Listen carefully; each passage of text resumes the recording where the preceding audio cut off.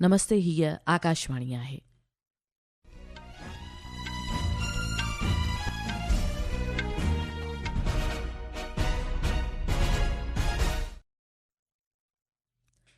सभ खां अवल ख़ासि ख़बरूं। राष्ट्रपति द्रौपदी मुर्मू अॼु नईं दिल्लीअ में आदि कर्मयोगी अभियान जी ज़ेर सां राष्ट्र सम्मेलन में हिसो वठंदी। बिहार में विधानसभा चूंडुनि जे पहिरें दौर वास्ते उमेदवारी दर्ज कराइण जो अॼु आख़िरी ॾींहुं। नामज़दगी पर्चनि जी जांच सुभाणे थींदी। गुजरात मुख्यमंत्री भूपेंद्र पटेल अॼु कैबिनेट में सुधारा वाधारा कंदो।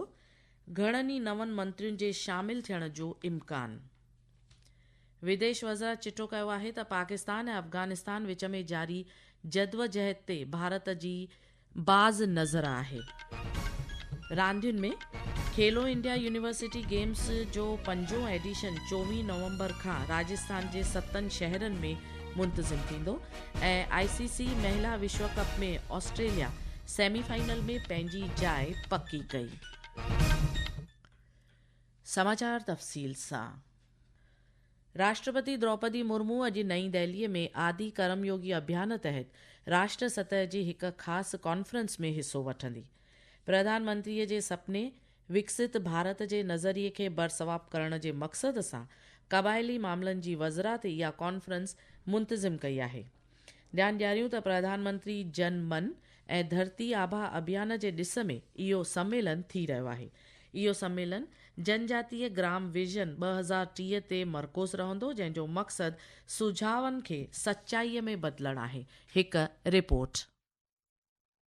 यह सम्मेलन जनजातीय ग्राम विजन 2030 पर विचार से कार्यान्वयन तक केंद्रित होगा। इस कार्यक्रम का एक प्रमुख आकर्षण जनजातीय ग्राम विजन 2030 की संकल्पना तैयार करना होगा। इसका उद्देश्य 50,000 से अधिक ग्राम कार्य योजनाओं के आधार पर जनजातीय समुदायों के साथ राष्ट्रव्यापी परामर्श से उभरे नीतिगत इनपुट, कार्यान्वयन ढांचे और परियोजना निष्पादन रणनीतियों को अंतिम रूप देना है। सम्मेलन के दौरान 5 विषयगत समूह शिक्षा और कौशल विकास, स्वास्थ्य और पोषण, आजीविका और उद्यमिता, बुनियादी ढांचे तथा शासन और संस्थागत सुदृढ़ीकरण सहित प्राथमिकता वाले क्षेत्रों पर विचार विमर्श किया जाएगा। पल्लवी परमार की रिपोर्ट के साथ आदर्श, आकाशवाणी समाचार, दिल्ली।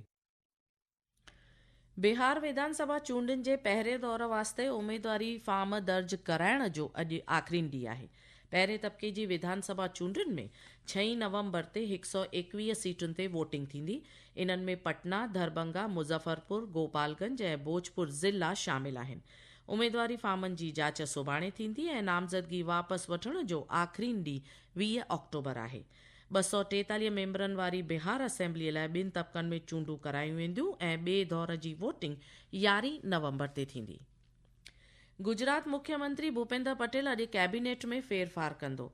कसमनामे जी रस्म गांधीनगर जे महात्मा मंदिर में मुंतज़िम थींदी। गवर्नर आचार्य देवव्रत मंत्रियुनि खे उहिदे ऐं राज़दारीअ जो कसम खणाईंदो। ध्यानु ॾियारियूं त कैबिनेट में सुधारा वाधारा करण जे फ़ैसिले तहत सभिनी 16 मंत्रियुनि काल्ह पंहिंजी इस्तीफ़ा मुख्यमंत्रीअ खे सौंपी आहे। हिकु रिपोर्ट।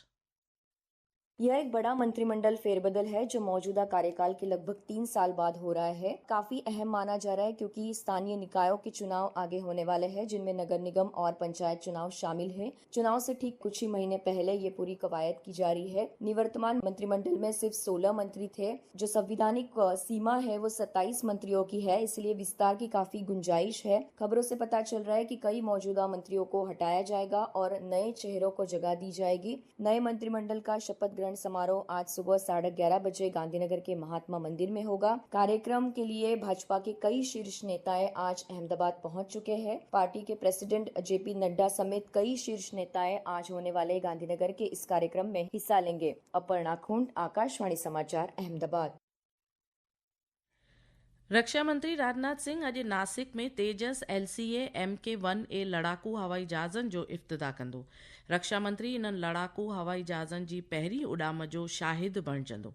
ध्यानु ॾियारियूं त इन्हनि तेजस हवाई जहाज़नि जो निर्माण नासिक में हिंदुस्तान एरोनॉटिक्स लिमिटेड जे नए मर्कज़ में थियो आहे।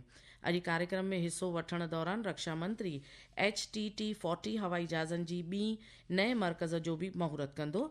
इन सां भारतीय हवाई फ़ौज जी शक्ति ऐं सघ में इज़ाफ़ो थींदो।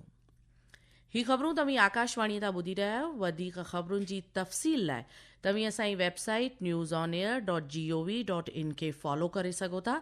आकाशवाणी तां हाणे सिंधी समाचार तव्हां असांजे YouTube channel air news Gujarat ते पिणु ॿुधी सघो था।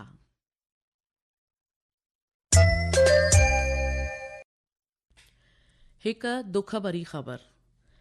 बेहद अफ़सोस विचां तव्हांखे ॼाणायूं था त सिंधी फिल्म ऐं मनोरंजन जगत जे मशहूरु अदाकार श्री जगदीश शहदादपुरीअ जो अचानक काल्ह देहांत थियो आहे। पेशे सां ही साहिब तैलीमदान हो ऐं आकाशवाणी समाचारनि सां गॾु अनाउंसिंग में पिणु हिन पंहिंजी शेवा ॾिनी। हिन जे ओचितो देहांत सां सिंधी समाज में हिकु वॾो खाल पैदा थियो आहे, जंहिंजो अफ़सोस हमेशह रहंदो। खेलो इंडिया यूनिवर्सिटी गेम्स 24 नवंबर खां राजस्थान जे 7 शहरनि में मुंतज़िम थींदी। खेलो इंडिया जो इहो 5हों एडिशन जयपुर, अजमेर, उदयपुर, जोधपुर, बीकानेर, कोटा ऐं भरतपुर में मुंतज़िम कयो वेंदो। 12 ॾींहं ताईं हलंदड़ इन्हनि रांदियुनि में सॼे मुल्क जा 5000 खां बि वधीक एथलीट्स हिसो वठंदा। वुमेन्स क्रिकेट में टीम ऑस्ट्रेलिया महिला विश्व कप जे सेमीफाइनल में पहुती आहे। काल्ह राति विशाखापट्टनम में बांग्लादेश खे 10 विकेटुनि तां शिकस्त करे ऑस्ट्रेलिया आख़िरी 4 में पंहिंजी जाइ पकी कई। महिला विश्व कप मुक़ाबलनि में अॼु मंझंदि जो कोलंबो में ॾखण अफ्रीका जो सामनो श्रीलंका सां थींदो। बैडमिंटन में भारत जो Lakshya Sen Denmark Open badminton tournament जे पुरुष सिंगल्स जे क्वार्टर फाइनल में पहुतो आहे ऐं पुरुष डबल्स में सत्विक साईराज रंकीरेड्डी ऐं चिराग शेट्टीअ जी जोड़ीअ खे बि क्वार्टर फाइनल में जॻह मिली आहे। परॾेही मामलात वज़रात ॿुधायो आहे त अफ़गानिस्तान ऐं पाकिस्तान में विच में जारी जदोजहद ते भारत जी बाज़ नज़र आहे। वज़रात जे नुमाइंदे रणधीर जयसवाल काल्ह नईं दिल्ली में चयो त इहो चिटो आहे त पाकिस्तान दहशतगिर्द संगठन खे पनाह ॾींदो आहे ऐं दहशतगिर्द मश्गूलियुनि खे बि हुशी ॾींदो आयो आहे। हुन ईअं बि चयो त अंदरूनी नाकामियुनि ऐं कमज़ोरियुनि जे लाइ पाड़ेसरी मुल्कनि ते इल्ज़ाम लॻाइण पाकिस्तान जी पुराणी आदत आहे। हम स्थिति पर कड़ी नजर रखे हुए हैं। 3 बातें स्पष्ट हैं। पहली, पाकिस्तान आतंकवादी संगठनों को पनाह देता है और आतंकवादी गतिविधियों को प्रायोजित करता है। दूसरी, अपनी आंतरिक विफलता के लिए अपने पड़ोसियों को दोषी देना पाकिस्तान की पुरानी आदत है। और तीसरी, पाकिस्तान अफगानिस्तान द्वारा अपने क्षेत्रों पर संप्रभुता का प्रयोग करने से क्रुद्ध है। भारत अफगानिस्तान की संप्रभुता, क्षेत्रीय अखंडता और स्वतंत्रता के लिए पूरी तरह प्रतिबद्ध है।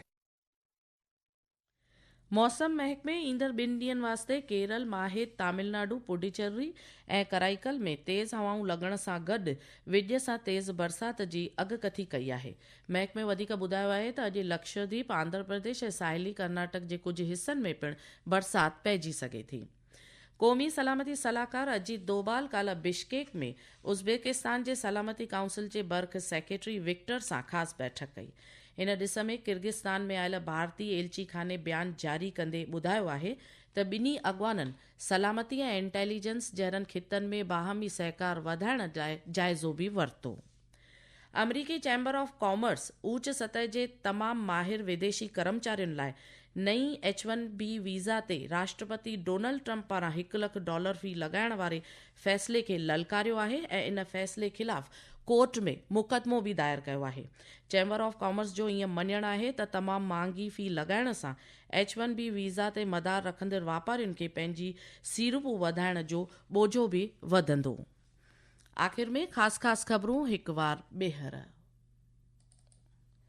राष्ट्रपति द्रौपदी मुर्मू अॼु नईं दिल्लीअ में आदि कर्मयोगी अभियान जी ज़ेर सां राष्ट्र सम्मेलन में हिसो वठंदी। बिहार में विधानसभा चूंडनि जे पहिरें दौर वास्ते उमेदवारी दर्ज कराइण जो अॼु आख़िरी ॾींहुं। नामज़दगी पर्चनि जी जांच सुभाणे थींदी। गुजरात मुख्यमंत्री भूपेंद्र पटेल अॼु कैबिनेट में सुधारा वाधारा कंदो। घणनि ई नवनि मंत्रियुनि जे शामिल थियण जो इम्कान। विदेश वज़ारत चिटो कयो आहे त पाकिस्तान ऐं अफ़गानिस्तान में जारी जदोजहद ते भारत जी बाज़ नज़र आहे।